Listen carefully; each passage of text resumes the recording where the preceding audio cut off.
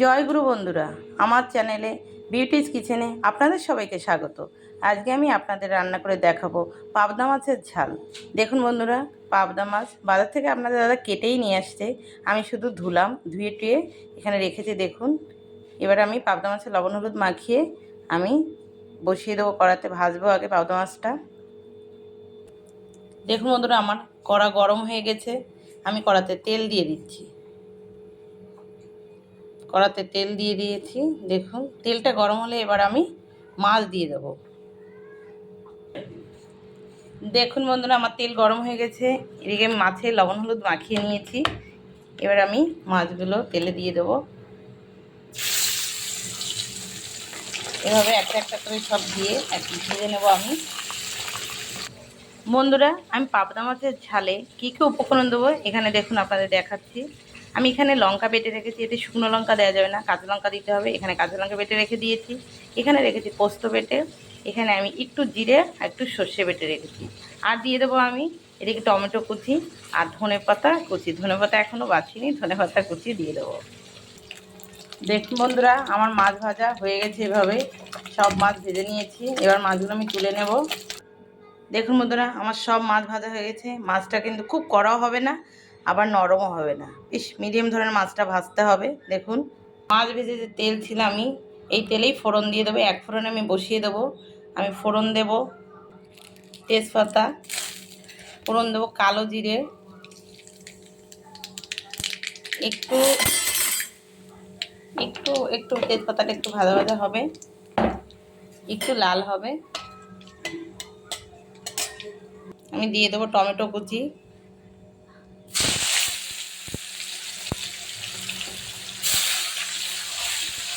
Tomato কুচি দিয়ে একটু নাড়াচাড়া দিয়ে আমি দিয়ে দেবো যে লঙ্কাটা বেটে রেখেছিলাম, লঙ্কা বাটা, কাঁচা লঙ্কা।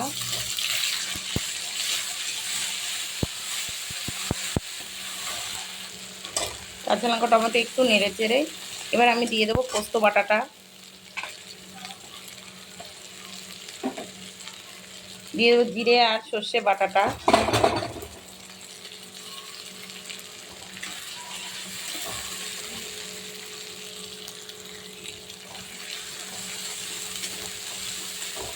এবার নেড়ে চেড়ে দিয়ে দেবো লবণ, পরিমাণ মতো লবণ দিয়ে দেবো। একটু নেড়ে চেড়ে দেবো হলুদ,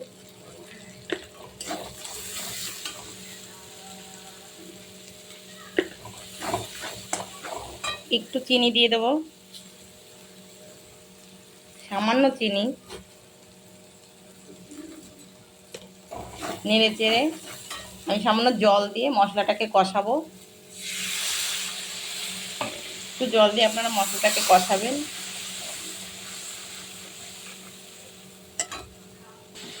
দেখুন বন্ধুরা, আমার মশলা কষানো হয়ে গেছে। দেখুন, জল দিয়েছিলাম, একদম তেল ছেড়ে দিয়েছে। দেখেছেন তো, মশলা থেকে তেল ছেড়ে দিলেই বুঝবেন যে মশলা কষানো হয়ে গেছে। মশলার কাঁচা নেই, কাঁচা গন্ধও বেরোবে না। এবার আমি এই গ্রেভির ভিতরে আমি জল দিয়ে দেবো।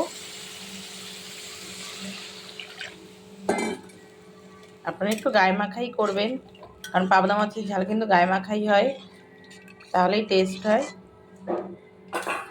এবার আমার ঝোলটা জাল হবে, তারপরে আমি মাছ দিয়ে দেবো। দেখুন বন্ধুরা, ঝোলটা কি সুন্দর টকভাবে ফুটছে। ঝোল অনেকটা জাল হয়ে গেছে। এবার আমি ভেজে রাখা মাছগুলো দিয়ে দেবো।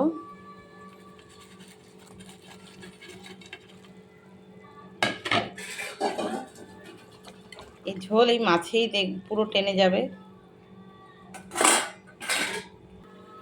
বন্ধুরা, পাবদা মাছের ঝালে একটু গরম বেটে দেবে, এটাকে মৌরি, একটু মৌরি ভেজে এটাকে আমি শিলে গুঁড়ো করেছি, সেটা এবার ঝোলে দিয়ে দেবো। এটা আপনারা কিন্তু দিয়ে করে খেয়ে দেখবেন, খুব সুন্দরই লাগবে ঝোলে। এবার আমি এই মৌরি বাটাটা দিয়ে দিচ্ছি। এটা একটু ভেজে নেবেন। মৌরিটা পুড়ে গেলে কিন্তু তেতো লাগবে, মৌরিটা পোড়া যাবে না। একটু ভাজা হবে যাতে বাটা হয় শিলে বেটে। ঝোলের পরে মৌরি বাটাটা দিয়ে দেবে, খেতে কিন্তু খুব সুন্দরই লাগবে। একবার করে খেয়ে দেখবেন। দেখুন আমার পাবদা মাছের ঝাল হয়ে এসছে। এবার আমি ধনেপাতা কুচিয়ে রেখেছিলাম, এখানে আমি ধনেপাতা দিয়ে দেবো। ধনেপাতাটা নামানোর আগে দিলেই ভালো হয়, ধনেপাতার সেন্টটাও বেশ সুন্দর আসে। এবার একটু নেড়ে চেড়ে